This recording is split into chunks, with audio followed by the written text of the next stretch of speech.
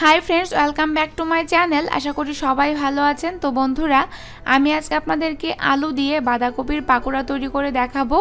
आशा करछि आमार आजकेर रेसिपि आपनादेर भालो लागबे। तो भिडियोटी शेष पर्यन्त देखार अनुरोध रइलो। जदि भालो लागे ताहले अवश्यई आमार चैनलटी सबस्क्राइब करबेन। चलुन कथा ना बाड़िये मूल पर्वे जावा जाक। प्रथमेই আমি এখানে পাকোড়া তৈরি করার জন্য বাঁধাকপি কুচি করে কেটে নিয়েছি। খুব ভালোভাবে ধুয়ে তারপরে পানিটা ঝরিয়ে নিয়েছি। এখন আমি এর মধ্যে দিয়ে দিচ্ছি লবণ দিয়ে আমি বাঁধাকপিকে হাত দিয়ে একটু কচলে দেব। এতে করে কিন্তু বাঁধাকপির মধ্যে যে এক্সট্রা পানি আছে ওইটা কিন্তু বের হয়ে যাবে। এতে করে কিন্তু পাকোড়াটা খুব ক্রিস্পি হয় এবং টেস্টি হয়। তো দেখুন বাঁধাকপিটা কিন্তু অনেকটাই মিলিয়ে গিয়েছে এবং ভেজা ভেজা ভাব এসেছে। দেখুন পানিও কিন্তু বের হচ্ছে। এখন আমি বাঁধাকপি থেকে এক্সট্রা পানিটা ঝরিয়ে নেওয়ার জন্য এক্সট্রা একটা বাটি নিয়েছি। এখন আমি পানিটা ঝরিয়ে এই বাটির মধ্যে বাঁধাকপিটাকে রাখবো। তো দেখুন অনেকটা পানি কিন্তু বের হচ্ছে। একটু হাত দিয়ে চেপে চেপে পানিটাকে বের করতে হবে। একটু জোরে করে চাপ দিবেন, এতে করে কিন্তু পুরো পানিটা বেরিয়ে আসবে। বাঁধাকপিগুলো কিন্তু খুব ক্রিস্পি হয় এই পানিটা ঝরিয়ে নেওয়ার কারণে। তো দেখতেই পাচ্ছেন আমি হাত দিয়ে কিভাবে কাজটা করছি। হাত দিয়ে কিন্তু করার চেষ্টা করবেন, এতে করে কিন্তু পানিটা পুরোপুরি ঝরে যাবে। তো পানিটা ঝরানো হয়ে গেছে। দেখুন অনেকটাই কিন্তু ঝরঝরা হয়েছে বাঁধাকপিটা। এখন আমি নিয়েছি এখানে একটা বড় সাইজের আলু নিয়েছি। আলুটা আমি সেদ্ধ করে নিয়েছি।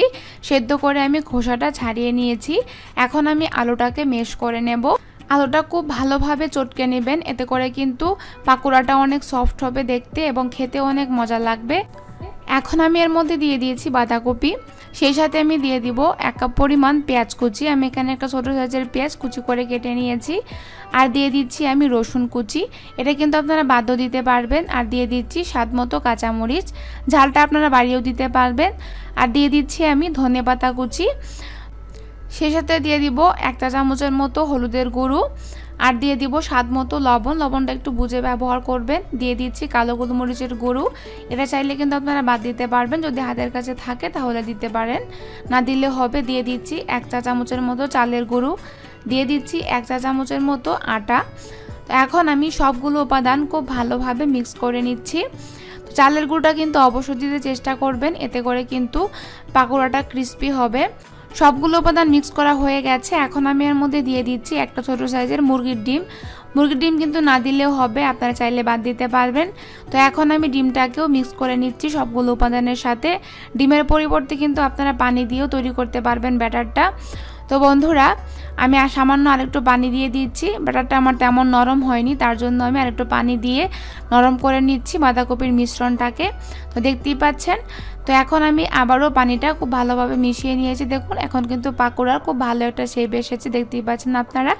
পাকোড়া তৈরির জন্য কিন্তু একেবারে রেডি। তার জন্য আমি চুলায় একটি কড়াই বসিয়ে তার মধ্যে সয়াবিন তেল দিয়ে দিয়েছি। এখন আমি পাকোড়াগুলো ভেজে নেব। তার জন্য আমি ছোট ছোট করে পাকোড়াগুলো দিয়ে দিচ্ছি। আপনারা আপনাদের পছন্দ অনুযায়ী সাইজ করে দিতে পারেন। কেউ যদি বড় খেতে চান তাহলে বড়, ছোট খেতে চাইলে কিন্তু ছোট ছোট করেও দিতে পারবেন। তো বন্ধুরা পাকোড়াগুলো দেয়া হয়ে গেছে এবং একটা পিঠ ভাজা হয়ে গেছে। আমি উল্টিয়ে দিচ্ছি পাকোড়াগুলোকে।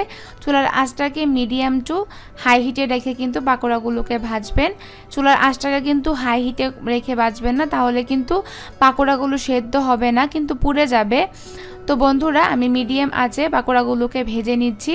দেখতেই পাচ্ছেন সবগুলো পাকোড়া আমি উল্টিয়ে দিচ্ছি। উল্টে পাল্টে পাকোড়াগুলো ভাজবেন, এতে করে কিন্তু উভয় সাইড দিয়ে খুব ভালোভাবে পাকোড়াগুলো ভেজে যাবে এবং খুব ভালো একটা কালার আসবে। তো বন্ধুরা দেখতেই পাচ্ছেন পাকোড়াগুলোতে কিন্তু খুব ভালো একটা কালার চলে এসেছে। এখন আমি আরও 1 মিনিট ভেজে নেব, তার ফলে কিন্তু পাকোড়াটা আমার পুরো রেডি হয়ে যাবে। তো বন্ধুরা দেখুন সবগুলো পাকোড়াই কিন্তু আমি উল্টে পাল্টে ভেজে নিচ্ছি। তো ফাইনালি পাকোড়াগুলো আমার ভাজা হয়ে গেছে। দেখুন খুব ভালো একটা কালার চলে এসেছে এবং পাকোড়াগুলো কিন্তু সেদ্ধ হয়ে গেছে। এখন আমি নামিয়ে নিচ্ছি। এখন আমি বাঁধাকপির বাকি মিশ্রণটাতে একটি সিক্রেট মশলা দিয়ে দিচ্ছি। আমরা নুডলসের জন্য যে ম্যাগি মশলা ব্যবহার করি, এই ম্যাগি মশলা দিয়ে আমি বাকি বাঁধাকপি পাকোড়াগুলো তৈরি করে নেব। তার জন্য আমি সামান্য একটু ম্যাগি মশলা দিয়ে দিয়েছি। এখন দইয়ের সাথে খুব ভালোভাবে মিক্স করে নিচ্ছি।